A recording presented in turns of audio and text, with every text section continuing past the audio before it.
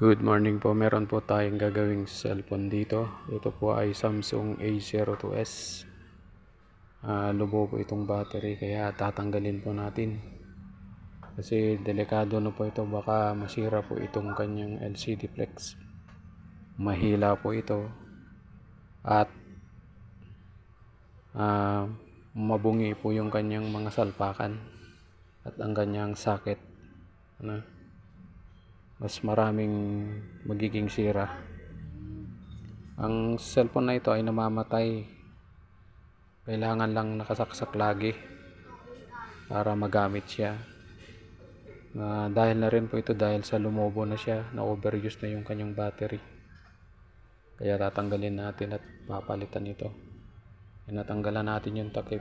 I-disconnect na natin yung battery.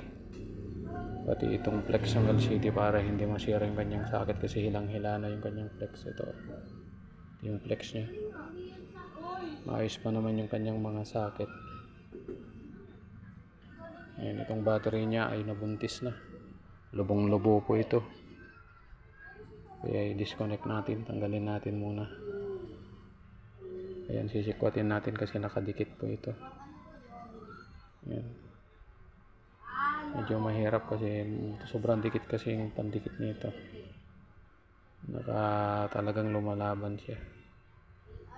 Dahan-dahan lang sa pagtanggal para hindi natin mabitak yung LCD sa kabila nung kanyang frame.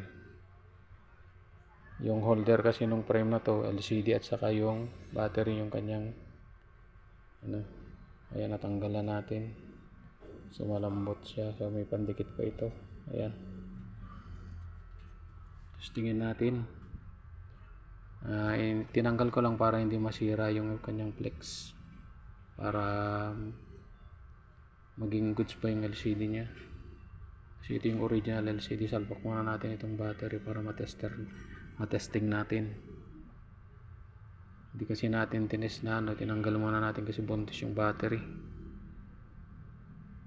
Magkaroon kasi na flickering dun sa LCD. Ayan, charge natin nasa 77% pala itong battery na to, pero namamatay siya pag binubuhay siya. Chinarge ko yan, bukan natin buhayin. Yung kailangan nakasalpak yung charger na nito, yung mga ganitong klaseng battery na nabuntis na. Ayan, okay pa naman. Ayan, subukan natin i-test. Bukas na siya. Ayan, so far okay yung kanyang LCD, good pa. Hindi pa naapektuhan dun sa pagkabuntis ng battery. Mabuti naagapan po ito. Ayan, itong battery lamang po ang kanyang sira. Kailangan nakasaksak. Ayan, bukan natin hindi nakasaksak. Hindi naman siya namamatay kasi lang mamaya mamatay ito. Ayan, nag-off na siya. Talagang lambot na.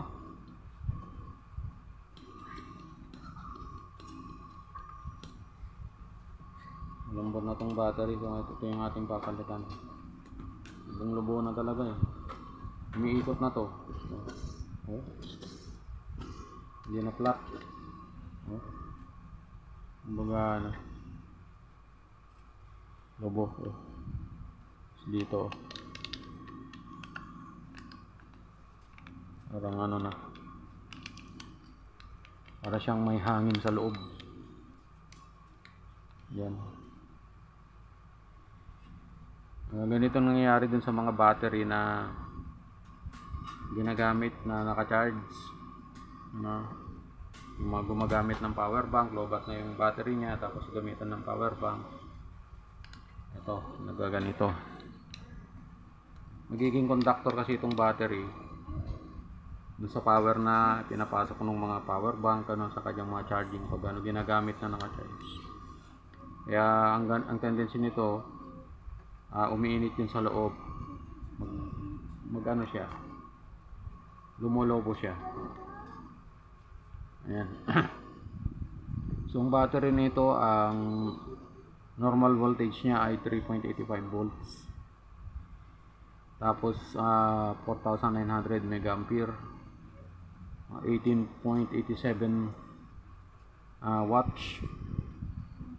ano kanyang ano. So ang limited voltage nito ay 4.4 volt. Samsung. Ayan. Ito yung ating bibilin. May papalit dito. Yan lang mga idol.